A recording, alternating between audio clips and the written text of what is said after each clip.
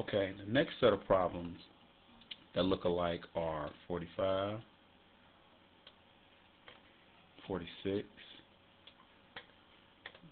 let's see. Okay, 49 has a piece of that. 50 has a piece of that. Okay. All right, and I think that's it. Now, the way you're going to solve this, okay, you're going to set it up. You're going to say log. You're going to do 46 first. Base 10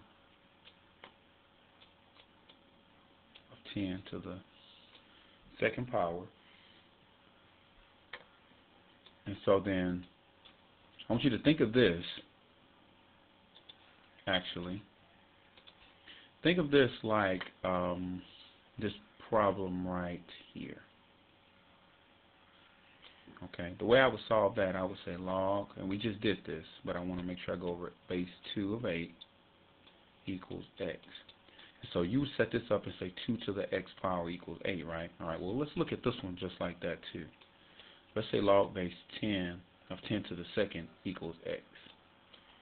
So you would say 10 to the x equals 10 to the 2, or to the second power. Of course, x is going to be 2.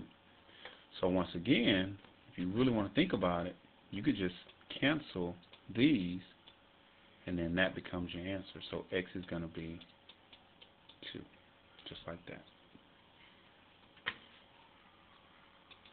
All right, let me erase this. And that's your answer for number 46. All right, so now let's look at 45. Again, you have log base 4, 4 to the 5th. Now you have an option. You can just cancel the 4, the base of 4, and log base 4, and your answer is going to be 5. Or you can go with the way you have solved the other ones, prior knowledge. So you take that and you say 4 raised to the x power equals 4 to the 5th power. Since the bases are the same, then you know that x has to be 5. Just like that. Alright. So let's see, that's 45, 46. Alright, now 49 becomes pretty easy after that. Because all you're going to do is what you've already done, basically. Okay, so you come here, you say log, okay, base 9 of 9 to the 11th minus, and again now these problems now become multi-step. If you really, if you really see, watch the structure, they become multi-step. And you have to just start to integrate everything you did before. So now, what we're going to do, we're just going to cancel this. I'm not going to go through the long way. So you know that this is basically 11 minus, okay, remember here, I just set this equal to x. And we say 4 to the x is 64, so I'm going to work this out over here.